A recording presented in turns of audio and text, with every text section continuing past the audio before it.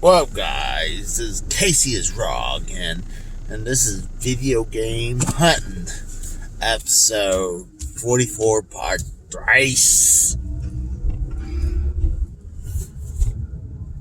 And,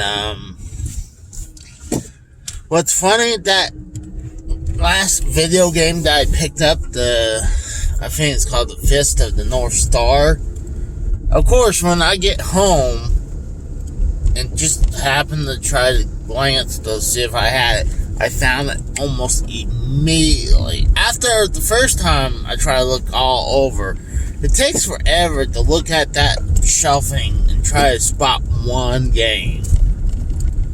But usually it's a little easier because sometimes I'll put it in sections, like either the top shelf has now been converted to several things.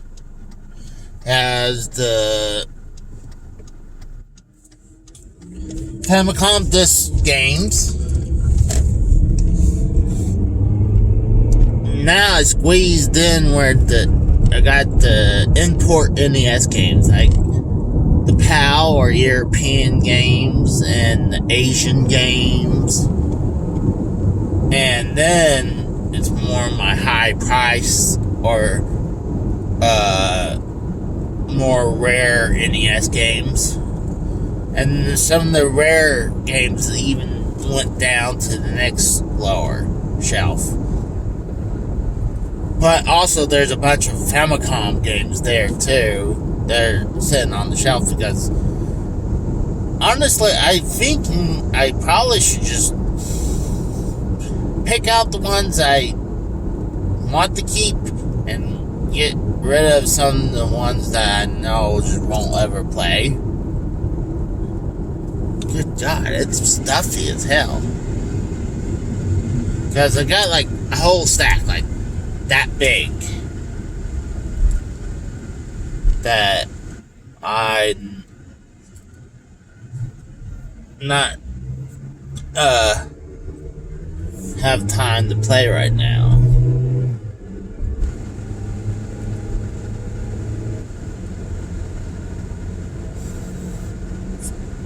So, instead of just pushing them in the back and forgetting about them, but also, I got a freaking whole,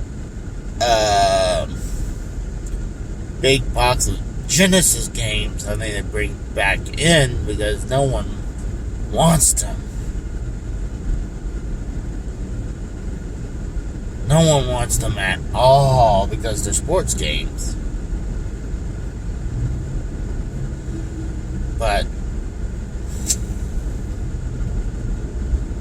I've just been too busy, especially right now with the heat of the summer. I come home after doing something like this, and I'm exhausted by the end of the day, dude. Like, I don't want to do a damn thing after that. A damn thing.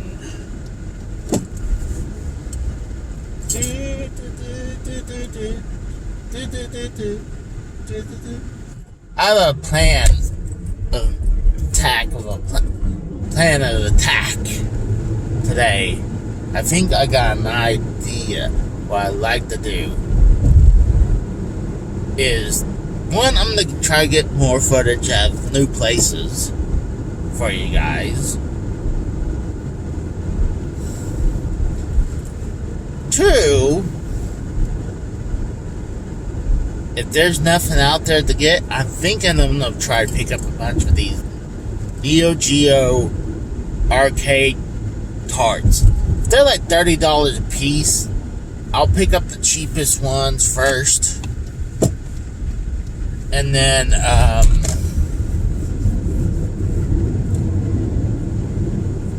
what I like to do with the next paycheck is pick up the adapter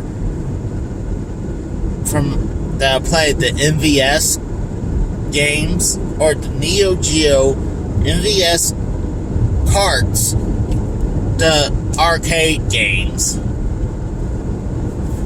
that would be converted over to be able to play on my Neo Geo AES, the console.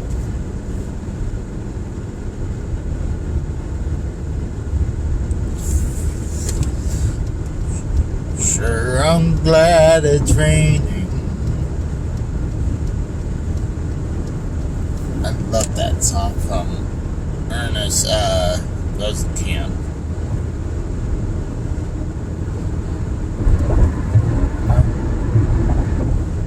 God, I love the.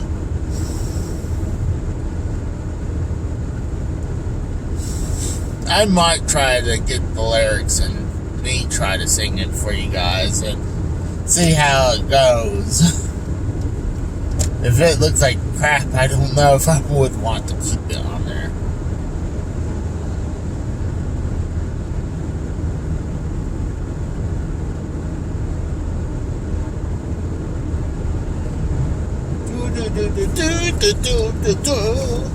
Brave hearts fighting for the right for all the dreamers. God, yeah, lately I've been love listening to music from Ernest Goes to Camp.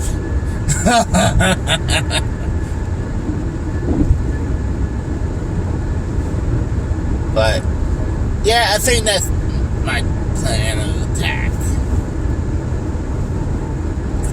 I know for sure there's a game in Pottersville that I want. It's for the Commodore 64.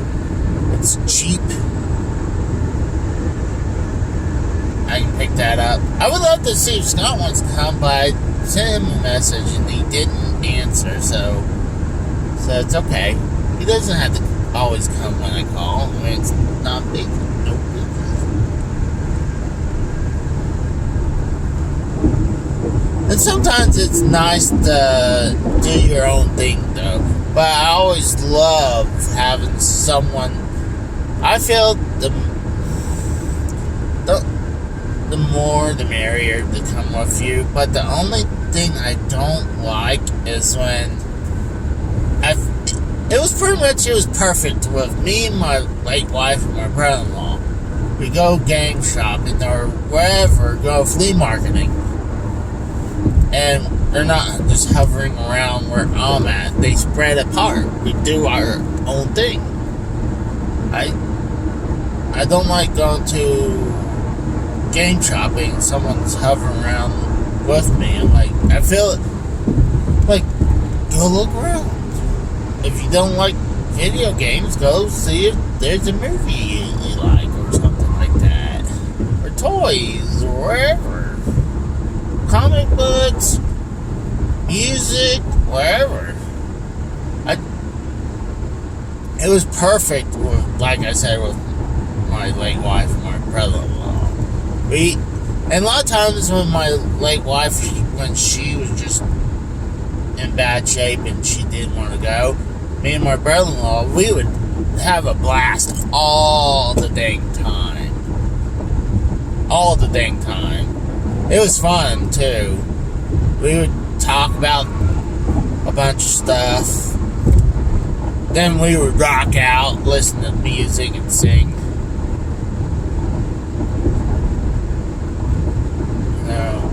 I do feel bad for some of the stuff I said to him at the very end. It was just a hard time. I mean, I like my brother-in-law. I like even the younger brother-in-law I like too. But me and the older brother-in-law, we had spent a lot of time together and did a lot of things together. So I'm sure he watches. I might send this to him to know that I apologize for my actions at the very end. I mean, it was a crazy emotional time when everything was happening. I hold no ill will against him at all. And hopefully he feels the same thing with me and the same thing as his wife.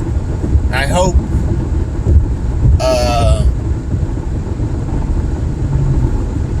that they're doing good. I know they had a child recently. That's awesome. I mean, it was just a crazy time when I lost my wife. And I can't imagine losing your sibling. I can only, at the time, I know about losing my dad.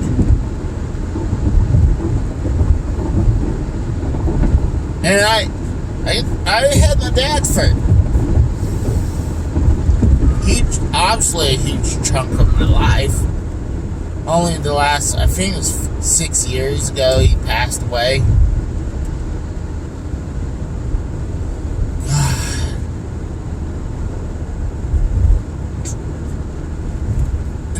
One of the things I would like to say when I talk about this stuff, it's like a cheap therapy at the same time. And like, maybe there's some problems I know I have in my life. It's easier to talk it out. Not to myself, to my mom, my late girlfriend, like she's dead too. No, my ex-girlfriend, who I still have, good ties with. Talk to her once in a while. But,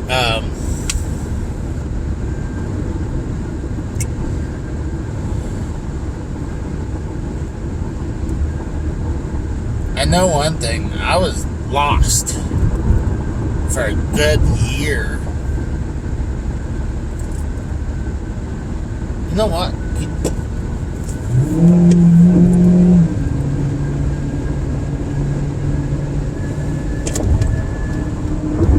Did you hear me revving up just to get in front of this person? Brave hearts! Living for the right, for the dreamers.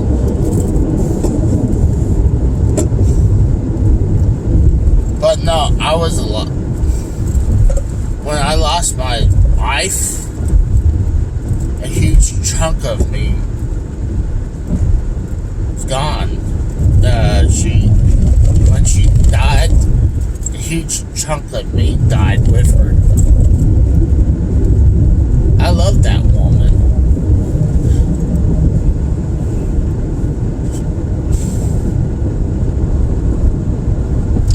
Was she perfect? No, but I loved her. We had problems like normal marriage had problems. Yeah, I would said I'm like, I had enough. I'm ready to call it. But it's not because I lost my love for her. It's just sometimes it was just either some drama or something, or she would think her health to me was, she said before she passed that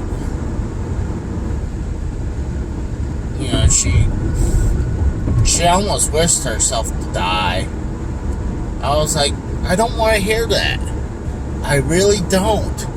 Like, she was talking about, she said that she had a huge insurance policy for her. I'm like, I don't care about the money. I want you.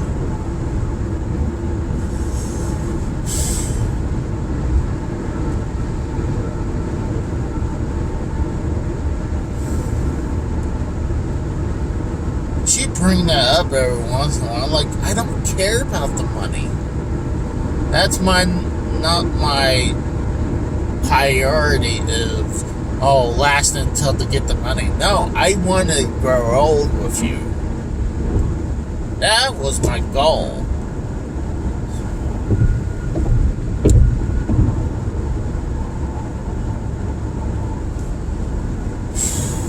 And like I said, I was a lost soul for a good year.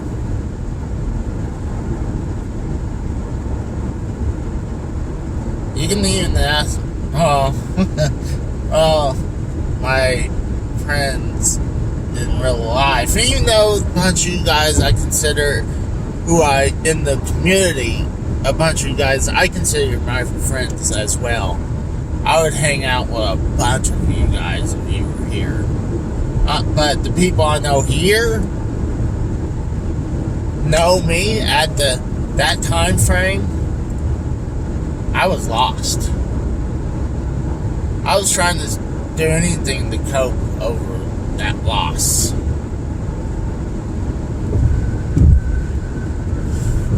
It's really sucked. I still get dreams about her. And I wake up, I'm like, fuck. That it wasn't, she wasn't there. I'm like, fuck.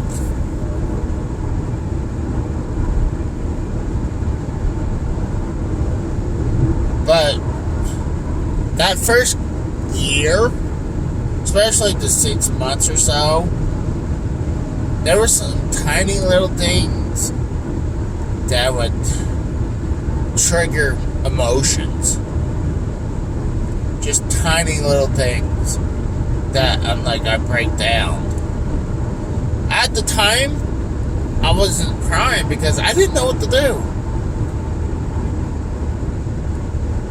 When I was dealing with a lost spouse, it's kind of like I had the same emotions when I lost my dad, but I think I made the right move with cremating my wife, because there was one point when my in-laws came down and we were dealing with the funeral house, and they're like, you want to go see your body before cremating? I did not want to. I already saw her on the ground. I do not want to see her on the slab.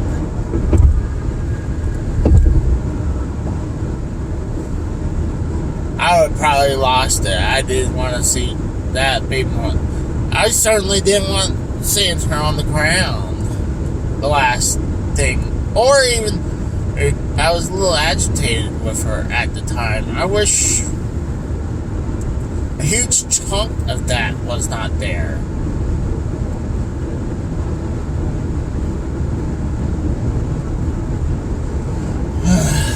But I believe I made the right decision, because if I had saw her in the coffin, oh my God, I would probably lost it. Same thing as my dad. I mean, if I saw my dad in the coffin or a casket, whatever, same exact thing, I would lost it. Not able to see them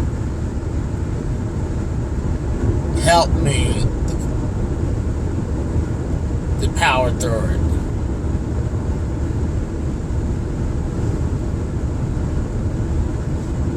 Well, I didn't even think I was going to have much to talk about, but yeah, I was having a bunch of things that would trigger emotions. I can bring up one, like, I was using the restroom. Honestly, I was taking the shit, and I don't know why I was looking at the doorknob. And that was it. That was the trigger. Because, I don't mind telling this no more. I mean, it's still hard to say, but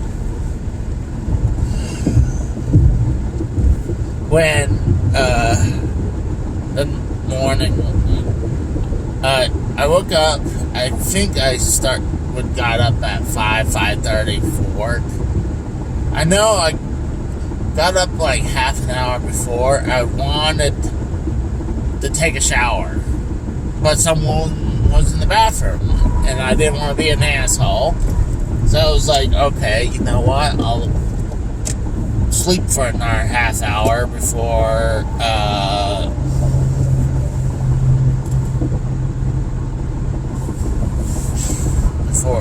going to work. So I slept for another half hour. God, I just wish I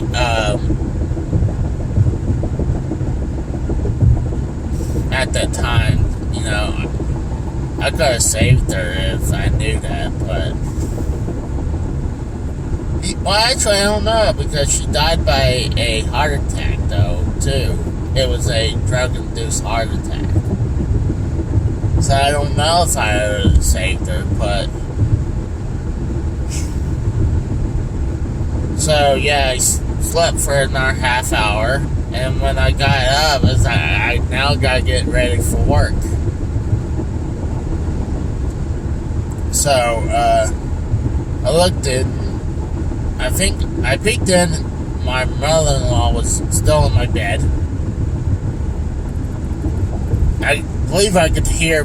Either I checked up on my brother-in-law, or I heard him snoring. So as I know it's not him, so it's process of elimination. It was my late wife,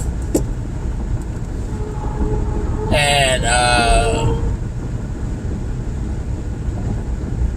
I didn't have no tools. I think I knew my brother-in-law had some tools on him, like little tiny tools. So we picked the lock, and there she was, laying face forward in the bathroom. But that's when we called 911. They're like, all right, pull her out of the bathroom and start trying to give her CPR. And I tried. I never did CPR before. I mean, I tried, like, if someone was choking, luckily I did something to help them unlodge wherever it was choking on. Usually it's food, you know? But yeah, and it was related to heroin. It was heroin and fentanyl mix, and she was gone. When I pulled out, I was pumping on her chest and trying to give her mouth to mouth. And when the ambulance people came by, they were like, she's gone.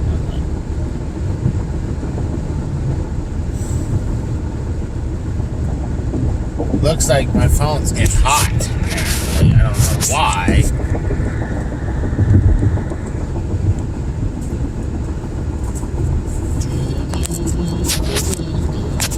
And I don't know why I didn't have. Oh, I see why. I'm gonna have to aim that up a little higher.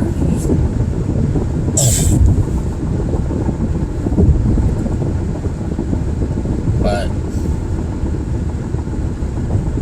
that sucked. And then the whole thing with the police. You know what I might do? Just cut this little section 2 out and put it as a separate story. This is why where one of my bad tastes in my mouth of cops is when the cops finally showed up. First thing the cop says to me, so what you're on? I'm like, motherfucker, my wife is dead, and that's the first thing you're gonna fucking tell me? It's like what I'm on? Like, instead of, hey, what happened and what's going on? No, what you're on. Because right now, at the time frame, I'm stone-faced. I didn't know how to act. Because my brother-in-law is trying to console my mother-in-law, who's losing her mind because she just lost her daughter. I don't know how my brother-in-law was feeling. I'm pretty sure he was lost as well, because he just lost his sister.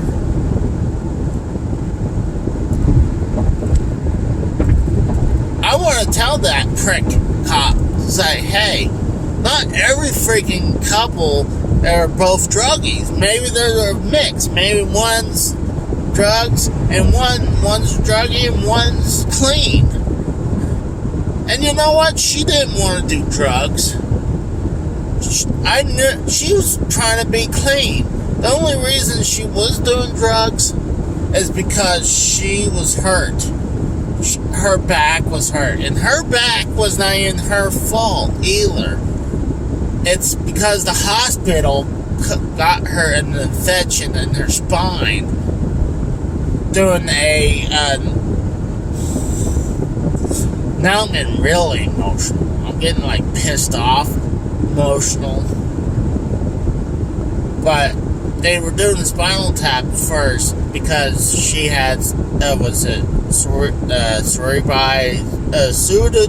cerebri, or they call it fake tumor because it creates brain fluid in it, more brain fluid than it should be, and too much that the brain can't release it.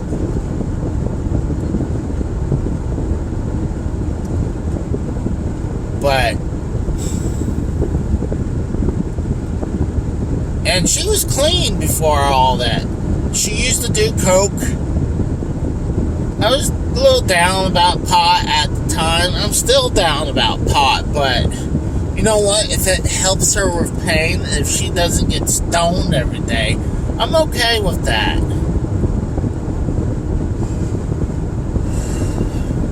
Oh God, I'm really agitated now about that. But, because the cops, the whole thing. And I'm assuming they're like, oh, she's drugging. You don't know her fucking situations. And you don't know my fucking situations either, too. And then I believe I finally got that first cop. You know, starting like, oh, okay, this is a tragic situation. So we started saying what was going on in the corner. Then another cop comes in, and then that motherfucking cop pulls me in my brother-in-law's room, start doing a sobriety check like I'm out on the road. I don't know if so he can charge me with something, or I don't know if he actually cared about my health. But I'm like, he's like shining a fucking light. I'm not even sure I took my meds at the time. I'm like, dude, I'm dealing with a tragic loss right now. Like, I take meds for my health, and that's it. And he's shining a light in my eyes. Their eyes dilated. I'm like, I don't know why. I don't do drugs.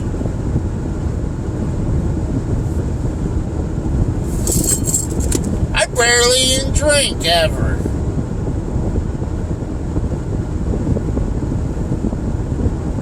But, I got about 5 more minutes before this phone's gonna stop. So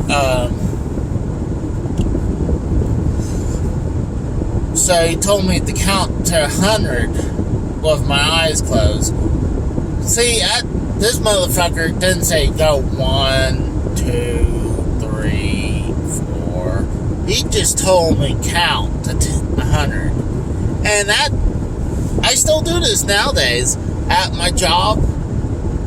When I'm airing up tires, I count to 60 a lot of times. 60 usually for me when I go 1, 2, 3, 4, 5, 6, 7, so forth. Every 60, when I count to 60, is 10 pounds of pressure.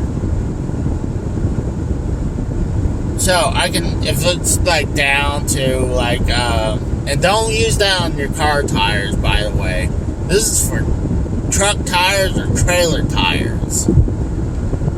But, so I was counting, and he's like, you know how long that took you? We're like, no. And he's like, that was like 30-something seconds. We're like, okay. I didn't think I told him I count like that at work because the tires, but he still thought I was on drugs. I'm like, motherfucker, you accusing me of drugs because my wife died because of drugs, and then you're harassing me in my apartment when I just lost my wife. Like, those two cops were two pieces of shit. The only thing I would have to say, when I had, at the time, at the very end with me and my brother-in-law, I was agitated with him. I shouldn't have at all, but I was agitated because the situation, what happened was, I didn't know what to do. I was lost. I was scared. But I thought my brother-in-law was bailing on me, but I'm sure he thought I was doing the exact same thing through him. But I wanted to fight. And his now wife called the cops on me. I mean, like I said, I hold no ill will against her. I didn't know what I was doing because of my emotions. So, like I said, I don't hold no ill will towards him and his wife at all. But cops are like same. I guess it was one of them were the same cops. It's like